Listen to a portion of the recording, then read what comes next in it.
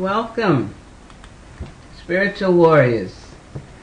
Everyone, whoever's there, you're a spiritual warrior.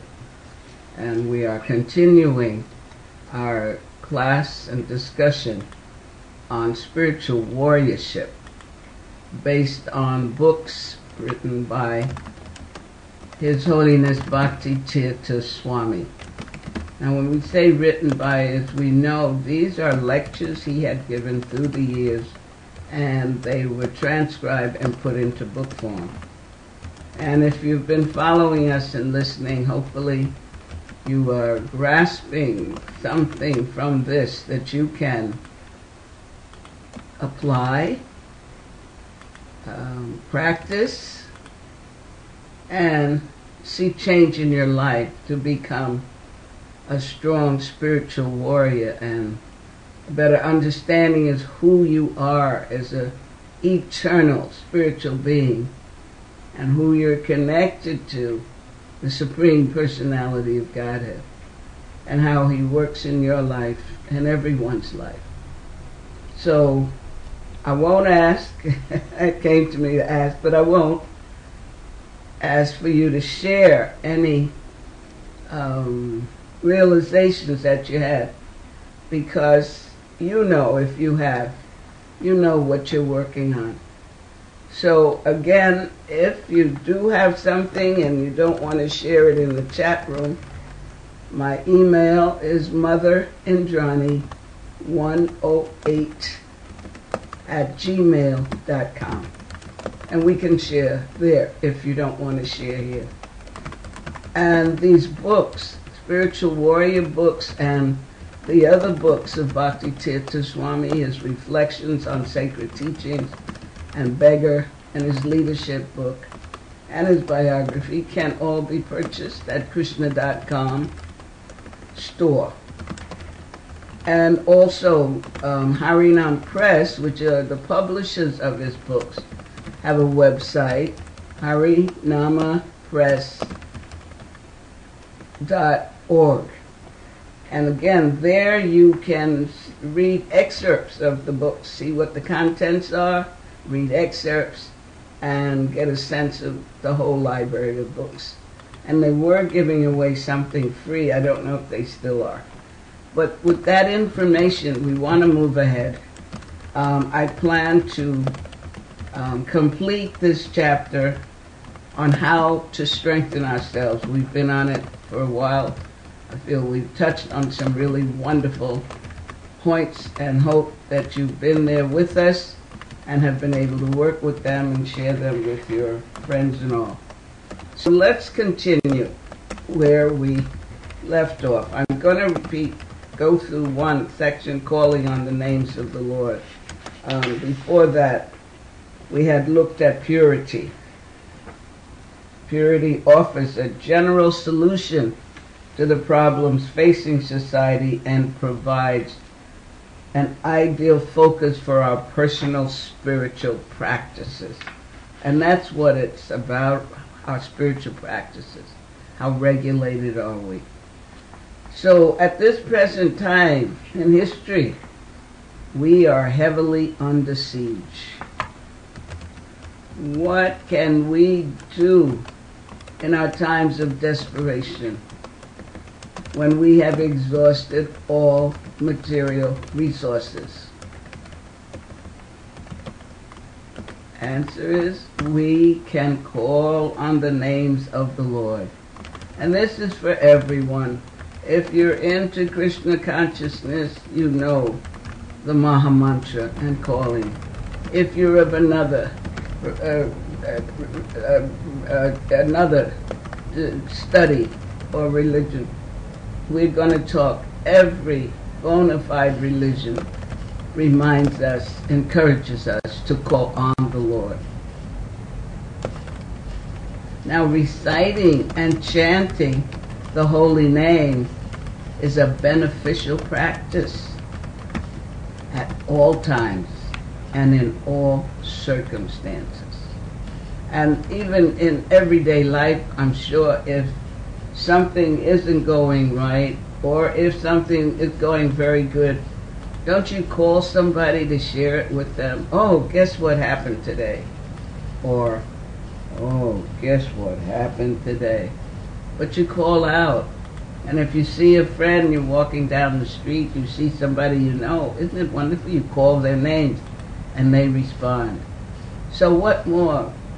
God, the Supreme, who, because of him, we're here and is keeping us going. He reminds us, Bhaktitirtha Swami, that the Quran tells us, call upon Allah or call upon the beneficent God. Whichever you call upon, he has the best names. And it says that the Quran also declares that since the most beautiful of all names belong to the Lord, we should call upon him by using them. Now the teachings of the Rasta reminded us to repeat the holy names, as do the scriptures of the Baha'i faith, which claim that the names of God carry the most powerful vibrations of any sound and have the greatest effect. That sounds familiar, right? In addition, in the Bhagavad Gita, Krishna says to Arjuna, of sacrifices, I am the chanting of the holy name. So we must grasp this and understand the emphasis upon the names of God is not just an Eastern tradition. The Book of Mormon admonishes us to cry unto the Lord for mercy in the morning, in the afternoon, and in the evening. The Christian Bible tells us in Romans that whoever calls on the name of the Lord shall be saved. Psalms 113:3 says that from the rising of the sun to the setting, we must praise the names of the Lord. Not just when we need food in the refrigerator or want a higher salary or a new car. We should be turning to God for everything at all times. And it's good if you're studying to remember that, and it's been emphasized in these readings, that we are the servants of the Lord. He's not our servant.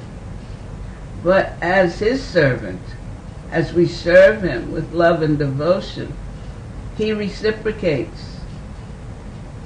And sometimes it's like, wow, this is so wonderful. I never expected anything like this. Not that you did what you did to get something back, but the Lord, in his loving mercy, will reciprocate when you need it the most. So even in daily life, we catch someone's attention by what? Calling them. For example, perhaps an acquaintance is trying to sneak away and avoid notice. Hey, Brother Jones, wait a minute, what's up? It's nice, call somebody you know. So you get their attention when you call them. So if he gives another example of an employee who falls asleep after he finishes his work, you know, and at some point you go to him and say, wake up. You've been sleeping all week, every day. Look at you, you're sleeping after you work. It's time now.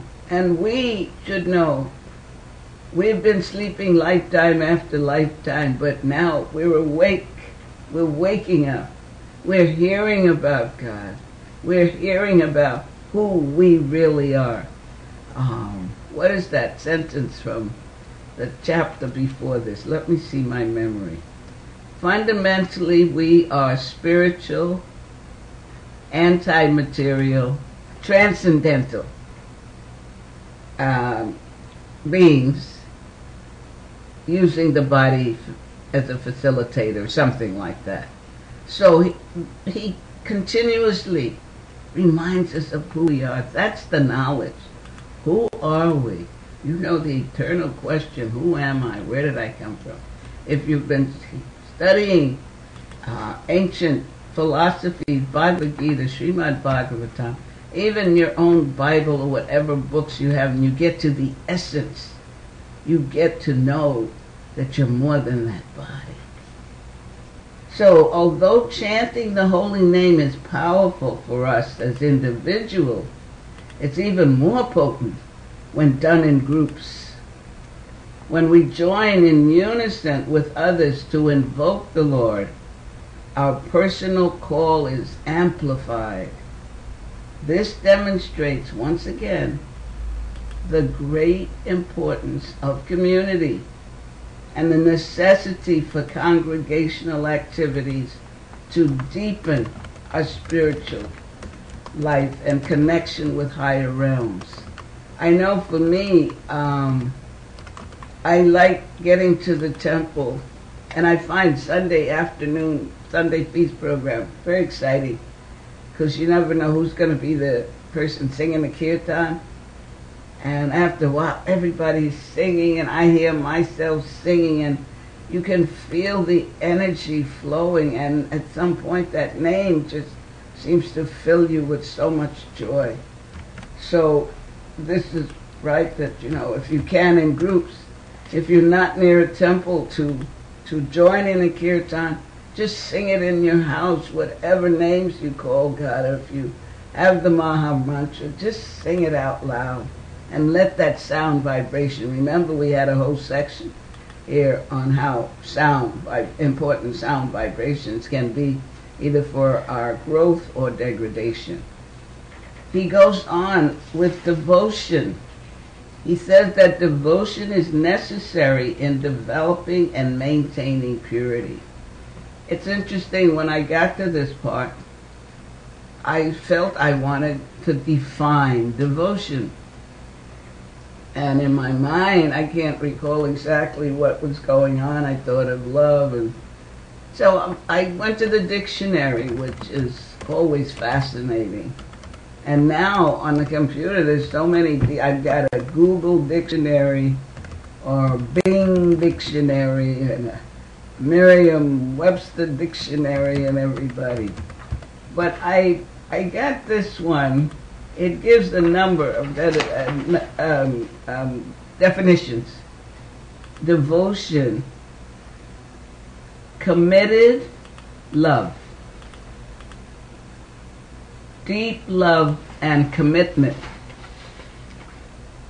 dedication, great dedication and loyalty, enthusiasm, strong enthusiasm and admiration for somebody or something. Religious fervor, the fervent religious or spiritual feeling, or the act of devoting something or being devoted to a particular purpose. And then my devotee tech came in, and I asked her, when you hear devotion, what comes to your mind? And I like this. She said an active, conscious dedication to something or someone. And that word conscious, we've used that quite a bit here, or he tells us mindful or alert. And I think the word we used quite a bit last week was vigilant. So, but it has to be a conscious thing, sense. So he goes on that through devotion, we learn to transcend the ego, relinquish our selfish desires, and be of service to the world through devotion. And that's committed, dedicated, conscious dedication. When we are devoted to something greater or higher than ourselves, our motivations are not based on self-interest. And that brings the term, get yourself out the way, because there's the Supreme greater than us and always available to us. So when we are devoted to something greater or higher than ourselves, our motivations are not based on self-interest, competition, or greed. That is why, as spiritual warriors, we must constantly monitor our level of devotion. As we dedicate ourselves to serving the Lord with all our hearts, the Lord will reciprocate by giving us increasing ability to serve even more. So if you've been a part of this Bhakti Yoga teaching and philosophy, and yoga means to link, Bhakti has been said to be loving service. You're serving lovingly with devotion. You then are linking back to the Lord from whence you originally came. As we dedicate ourselves to serving the Lord with all our hearts, the Lord will reciprocate. It's like even in everyday life, you have someone you care for, and you take care of them and give to them and cook for them and whatever from your heart because you truly care. They also will reciprocate, and are very grateful for that. If we are genuinely devoted to the Lord, and if we radiate and radiate that devotion to others, we can create a powerful spiritual environment and will help countless people discover the true meaning of life. And that's for real. What's inside reflects out. So if you are serving the Lord and others with that loving devotion and knowing again who you are, spiritual eternal being, who you're connected to, the Supreme Personality of Godhead, then others get that same vibration and feeling, and you can share with them, and you're helping them to also grow. So if it's to be, it's up to me to have that committed, conscious, dedicated action. Now this is interesting. He goes into health and healing. This is all a part of chapters titled what? How to strengthen ourselves. And we've covered quite a bit.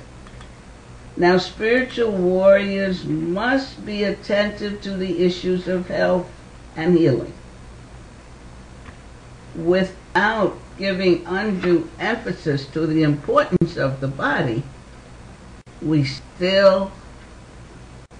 must still love and care for this instrument of service so that it can be of use to others.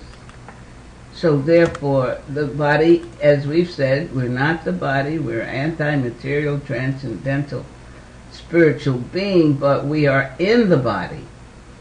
And it's through the body we're able to serve others. So we want to keep it in a healthy condition. And I think if you read Prabhupada's books or his letters, he too spoke of taking care of your health. So because we choose a healthcare modality, we must choose health itself and resolve in our minds that we will not settle for less than vibrant well-being. And then in our own minds, know we are vibrant and healthy and want to be that way. Now, this is an age in which borderline health is dangerous because there are innumerable threats to our wellness, the pollution, everything out there today. As we enter this new century, there's a strong possibility that unknown diseases will begin to engulf the planet. Remember, what was that a few years ago? There was this scare. It was sending, what was it, through the post office? Anthrax? Was it anthrax? And then there was really a scare going around. What else could come through the mail or be in, letters and bottles and things. So what he's saying is not unusual. We are experiencing it now. But listen, he says disease is often a matter of consciousness. As modern research in psychoneuroimmunology demonstrates.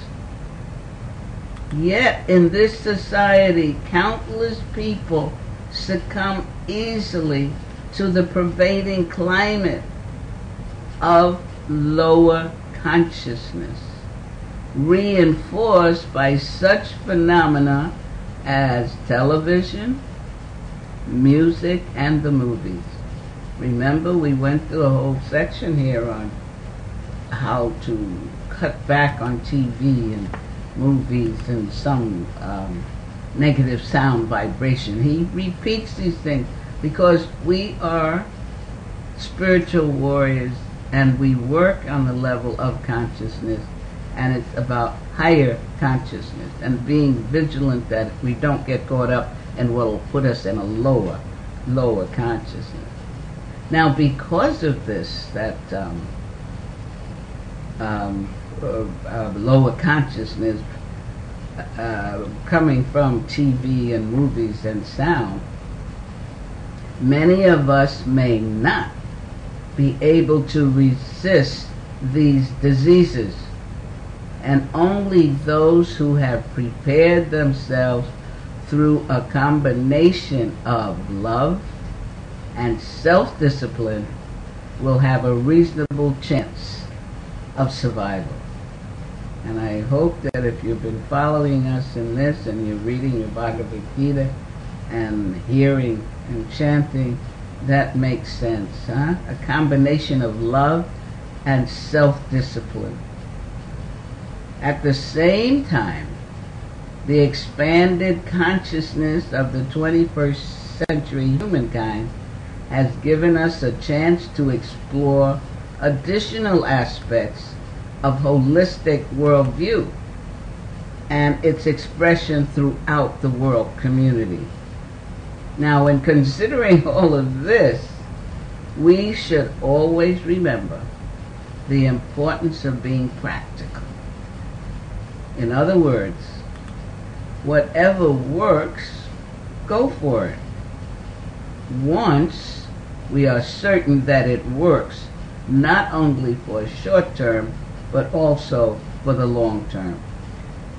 Now, modern society offers a variety of ways to deal with sickness, Homeopathic, Reiki, acupuncture, acupressure, reflexology, color therapy, and many more. When we speak of a holistic approach, we are talking about physical, emotional, mental, and the spiritual aspect. All need to be in balance. Now, new modalities are constantly being developed, and old ones are being rediscovered, like herbs, Now the pharmaceutical houses are putting some herbs in a lot of their medicine, so folks will buy it if they say, 1 mg of this particular herb. But that's their cheating mentality.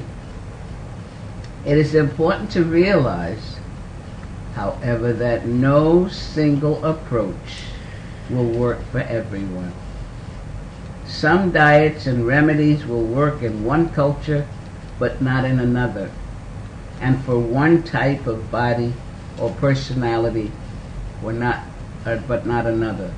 And again, here comes the response. We are responsible, and he may just even get to that, for this health condition.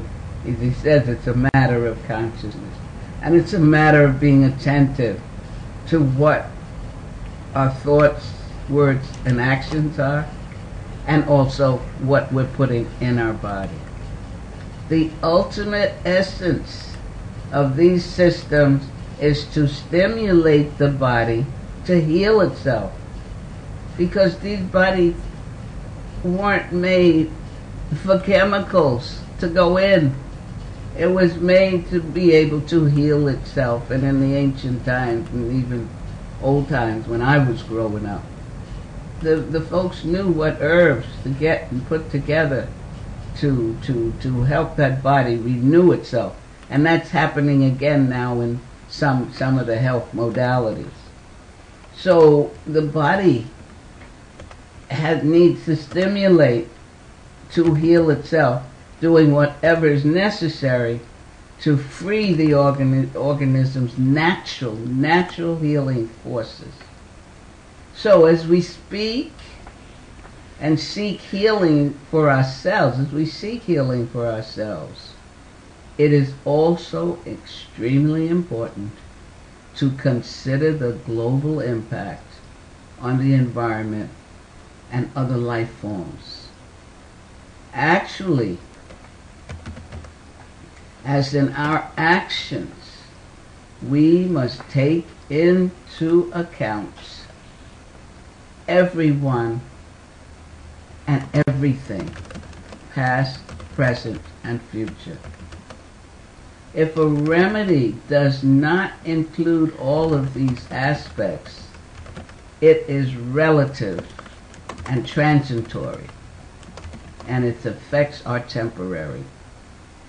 We must always evaluate the implications of our choices.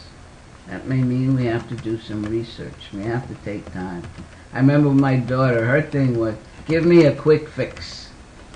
She would call me up and, oh, Ma, I got a sore throat. And I would say, well, make some ginger tea. And do this. Oh, no, I'm going out and get some, she'd name a brand of something. I need a quick fix. And that's what most people want, rather than carefully looking what the effects of that quick fix, because it only lasts a little while. Whereas if we're putting the natural things in, the body will accept that and begin its natural healing process. So when we consider a healing process that addresses the past, the present, and future, we're talking about karma. Now he covers a lot about karma. I hope you've been hearing and seeing and imbibing to see how it's working in your life. And in an analysis of karma, the principle of holism is particularly significant.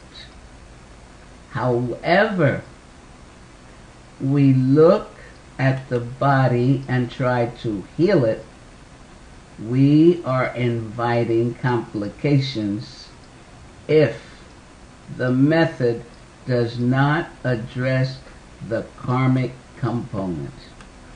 And if you've been following these classes, he's given us many step-by-step aspects of the karmic component. If this aspect is ignored, no matter how accurate the physical diagnosis or how skillful the physician, our remedies will fail to save us. And that's pretty difficult for people other than those at spiritual warriorship. If you're studying and you understand this karmic component, you can see it from that perspective, even though you may be hurting and really burning up with a fever. And it's pretty hard then to say, this is my karma. But you could, while you're still endeavoring to get the body back to its natural healing process. But if there's someone you care for who has no sense or understanding of this component, it's very hard. You know, you really can't say to them, hey, this is your karma, you know, you got to work this off. We're going to work on trying to get you better, but just hope that you're burning off that karma now with this fever, something like that. Very difficult. He goes into, let me stop here. I feel like I've been just running and running. What time is it? Okay. Are there any questions or comments so far? Because as I say, I want to try and, there's just 2 more sections for this chapter. Anybody in the chat room? Yeah? Okay. Familiar? Some of my favorite. Everybody's my favorite. Okay, well let's finish this chapter and maybe you'll have questions. Now he talks about karma and healing. Disease is actually extremely personal and specific. A disease is the culmination of an individual's personal karma from this and previous lives. Have you ever thought of disease like that? Yes. There's a question. I can't hear. There is a question by Messenger. He asked, do you think that people compartmentalize their life as to what they consider spiritual and what they consider material duties? Yes. Some people compartmentalize their lives, yes. And this takes us back, if you're not studying a spiritual philosophy, because I go right, if you've been in this philosophy, Bhakti Yoga, Krishna consciousness, Bhagavad Gita, that's what happened to Arjuna. He had what's the word? Compartmentalized. His family, the war was going, and this was going to happen if this happened, and it would take away from the higher good. And Krishna spoke to him, and what was the first thing he said? You call yourself an intelligent person? You don't know the difference between the material and the spiritual. That's why a spiritual component is important in our lives to balance, because we're a spiritual, eternal being in a material body, in a material world. But there's a purpose for all of that. Our studies, if we study deeply, will tell us why we're in that body, what we're to do, and we begin to understand that this material world we're in has a purpose of being here. And that's to, as we just said earlier, purify ourselves and prepare the soul to be able to leave that body. So yes, if you compartment, why am I having, you know the word, them separately, then we're going to try and control the material and be confused with the spiritual. But that's when you need to have some regulations, have a teacher, or have others who are on a higher level or understanding the balance to help. Is that okay? And who was that who asked that question? Messenger. And then he asked, don't you think that God sees everything spiritually? And then Messenger said previously, I think that everything is spiritual. Well, God's energy is in everything. And it could be spiritual, but we have a perverted conception of it. And again, it's our consciousness, our compartmentalizing material from spiritual. Yes, because it's all God's energy. There's nothing else but that. And where is Messenger? Is he new, or he's been here before? Oh, okay. Is he? It's a he? Okay. Welcome. Thank you for your question. Has it been helpful? Did I help in any way? Messenger. He's from Canada. Okay. Oh, with Majesh. Majesh. Is Majesh on tonight? Oh, welcome, welcome. Let's hear a little more about karma and healing and see maybe this will help you in your answer. What he says is that disease is actually extremely personal and specific, okay? A disease is a culmination of an individual's personal karma from this and previous lives. We have to remember this soul has been around many lifetimes, huh? Different bodies, and each body we bring our karmic pattern with us. And that's why when we reach, though, a higher level of understanding, we have to experience that karma so we're rid of it and at this lifetime, and we can go on to continue and maybe end the cycle, as Srila Prabhupada has said so often. We can end the cycle of birth and death this lifetime. So let's go on. The end result of any remedy is intimately related to the state of mind of the diseased individual and of the practitioner. This is why the same treatment can be given to two people with different results. One person may heal quickly, while another heals slowly. Or one will die, while the other recovers. This is the karmic factor, which is not just theoretical or ethereal. Universal law works like civil law. In alignment with the law, we thrive.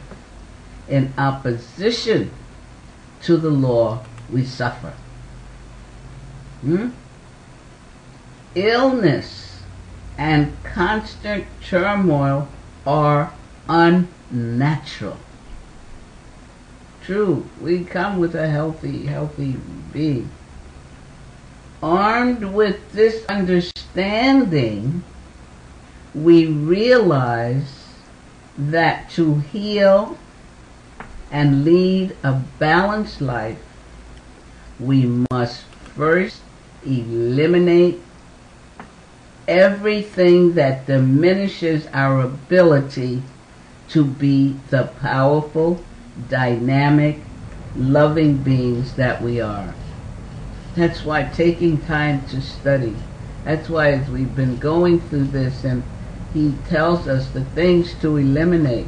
And if we've been reading Srila Prabhupada's book, we'll see it there too. He tells us what unfavorable for growing spiritually and purifying ourselves to get to a higher level.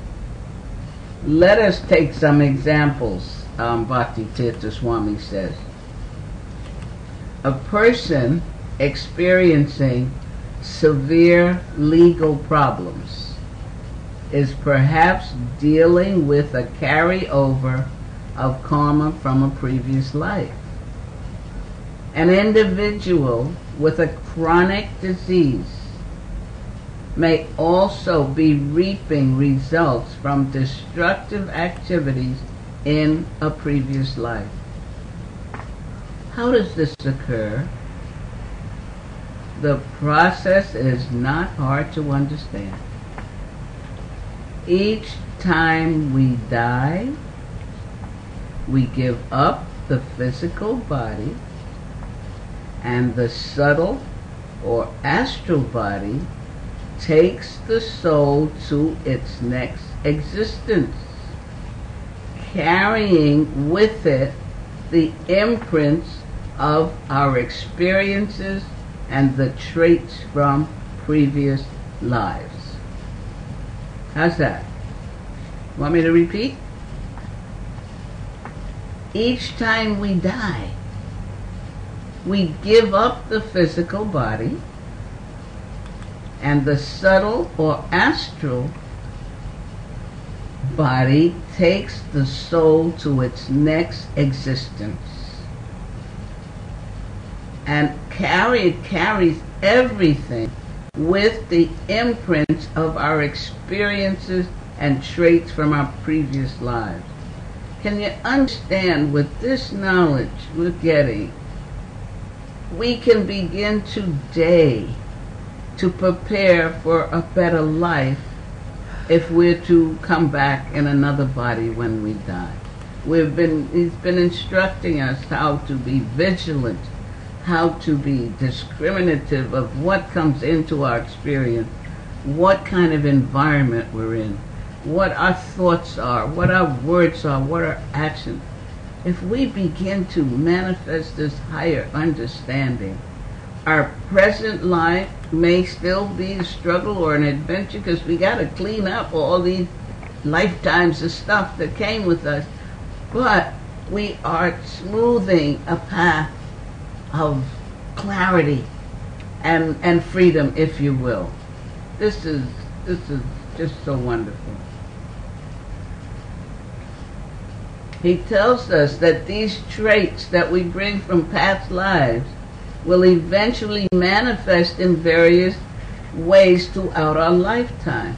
But again, if we're understanding that when this so-called difficulty comes up, we'll take care of trying to heal, but we will know that it's possible some past life karmic stuff I'm working through, and we don't get this overly distressed or depressed. Okay? So this is the last section of this chapter. As spiritual warriors, we should explore alternative healing methods, but always with the true goal in mind. The main reason we want to have strong, healthy bodies is to equip ourselves for service.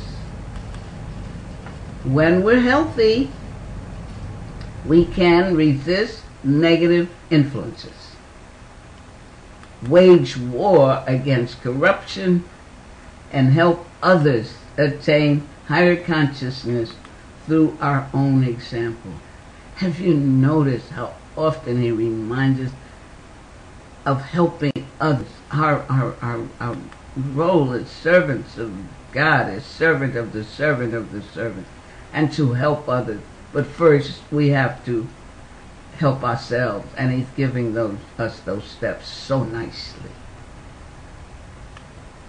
When we're healthy, we've said that. If we are merely keeping our bodies fit, we have not accomplished much. Even animals are capable of eating, sleeping, mating, and defending. This is not impressive. As Homo sapiens, we are supposed to pursue higher values and self-realization above everything else. That's what we're here for. To pursue higher values and self-realization above everything else. And if we've been listening and reading these books, I hope some of you have gotten your own copy so you can review what we've read and see other areas of helping you. And this way, as you go through the scriptures, you will see it's there telling you how to live a higher level life.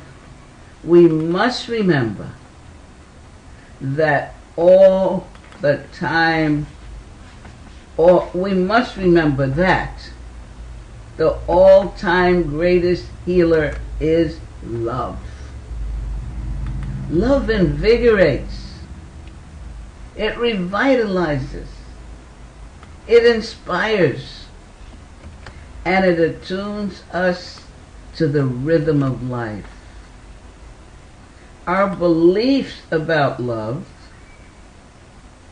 and our life experiences of intimacy or annihilation, yes, greatly affect our physical health. We know that, right?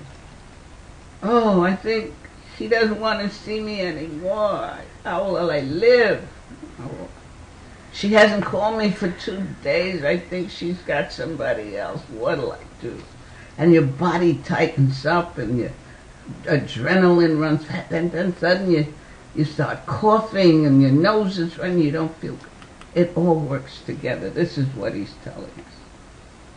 The power of love is so great that all of us, consciously or unconsciously, seek love and joy in everything we do.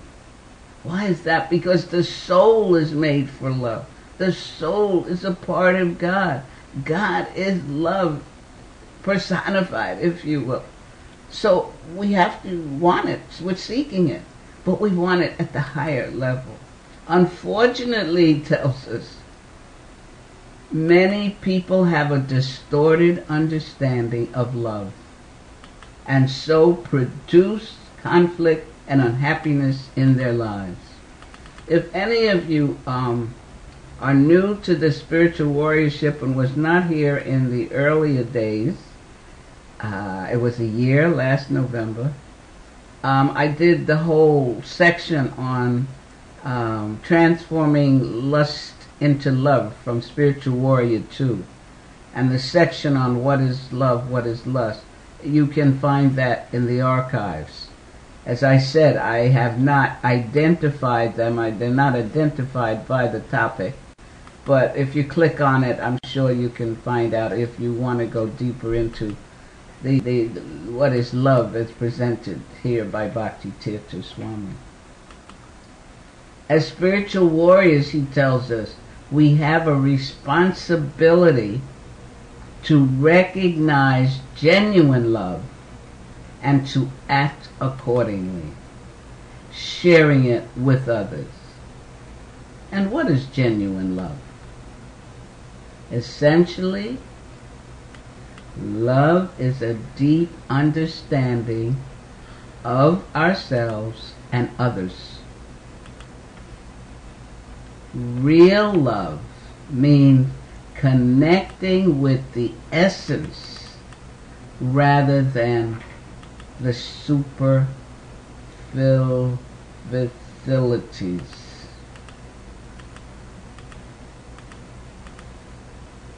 When we love, we can appreciate a person's true nature beyond the outer shell. And we can see the reality of the individual regardless of behavior, appearance, or value systems. And that ends the chapter, How to Strengthen Ourselves. And this last section, again, it goes back to us knowing who we are. If you have a Bhagavad Gita, I suggest read chapter 2 where Krishna is telling Arjuna about the soul, who it is, what it is, and get a sense that he's telling us who we really are, eternal beings. And as we do, then we're not stuck in the superficialities of the material.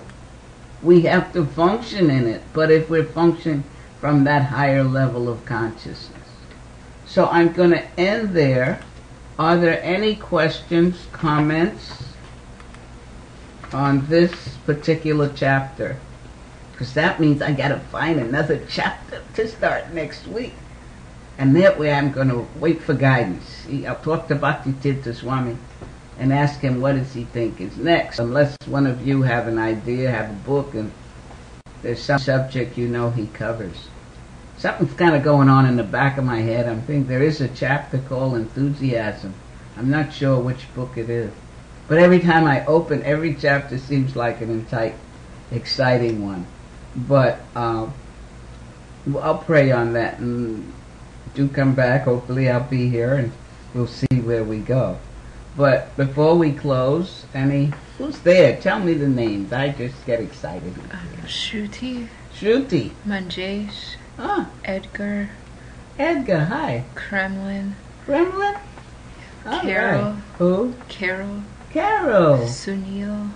Who? Sunil. Oh, Sunil. That's Sunil from Holland. Holland. Hi. Haven't heard from you in a while. Bhuvan Mohan. Thank you for being there, Bhuvan. And Messenger. And Messenger. How wonderful. Feels like a real family gathering. I thank you for being there, and I'm hoping that you're getting something to put into practice in your life and build a strong community and be strong spiritual warriors. And I would take it there are no questions or comments. There's been a discussion about the different topics you've brought up about medicine, and now about disease being a product of our karma, and also about self-control being the best control. Okay, so the parties online, they're having a discussion. Okay, well, I've stimulated something. I have a question from the questions at the end of each chapter. I had marked it. Are you willing to hear a question and answer? I'm looking at over here. I'm looking at you. Are they willing? Okay, this was a question asked Bhakti Tirtha Swami at the end of this particular lecture that we've just finished the chapter. It says, we've been talking about how difficult it is to be anti-material in a material society, while at the same time maintaining ourselves by working at jobs, paying bills, and fulfilling our daily responsibilities. How should we behave in the workplace? Particularly, how can we remain humble? Often in the workplace, that quality is misunderstood.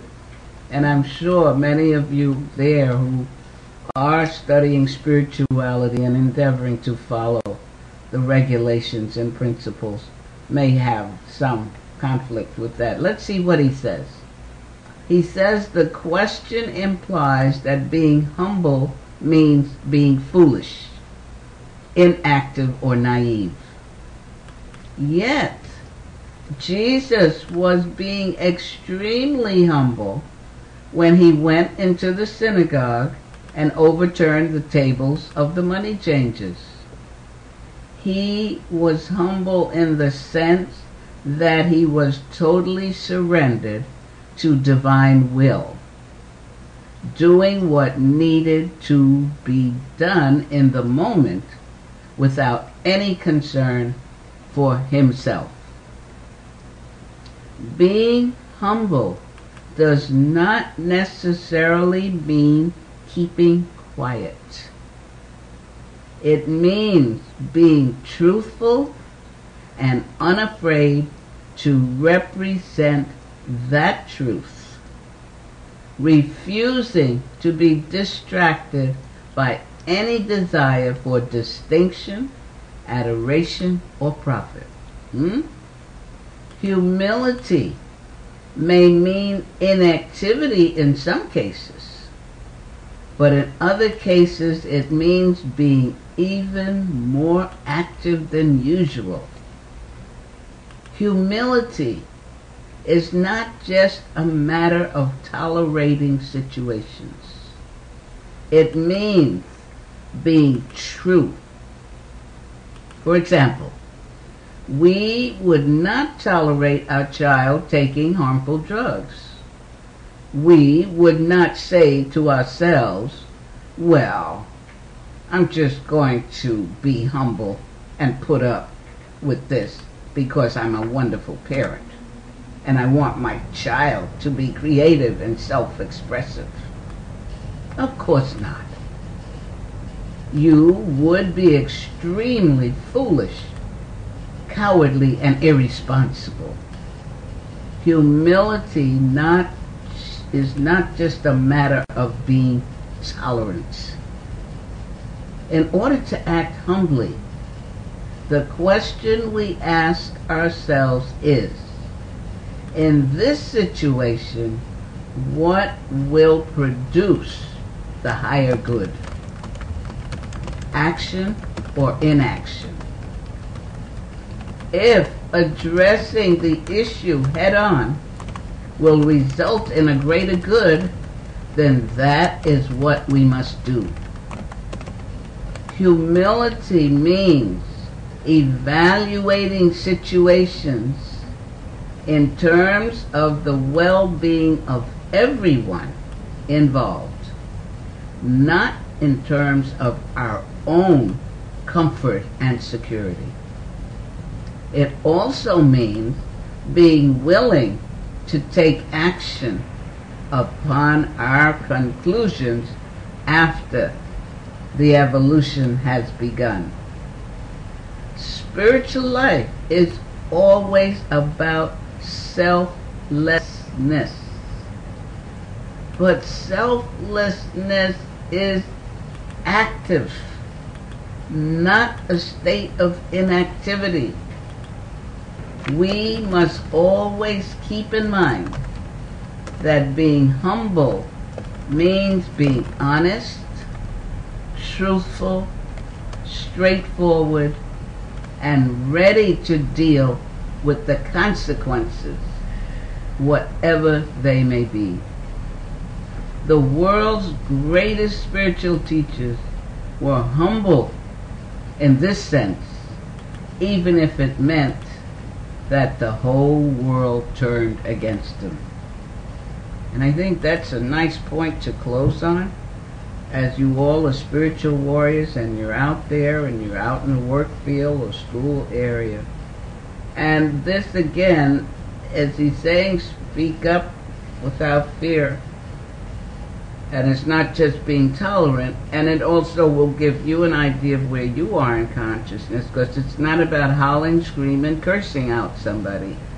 It's about, as he said, coming from a place of honesty and truth and understanding where others are in their lives. Okay? So I think that's a nice conclusion. If you have any comments on that, I think it was pretty straightforward, but he covers, you see how he gives you what you need to do to have a full, balanced spiritual life. Okay? The discussion about medicine is over, or? Okay, now you're humble and ready to go on the battlefield and say what has to be said. Okay, no comments, no questions? Just saying thank you, and Bhuvan Mohan offers his obeisances. Thank you all for being there, and I look forward to us meeting next week. And please try to see how the concepts and points you're hearing, you can apply them in your life daily, and what you're observing and seeing in others, because you'll get different pictures now, because you're gaining a better understanding. All right? Thank you all for being there. Hare Krishna, and Lord take care of you for the week. Hare Krishna.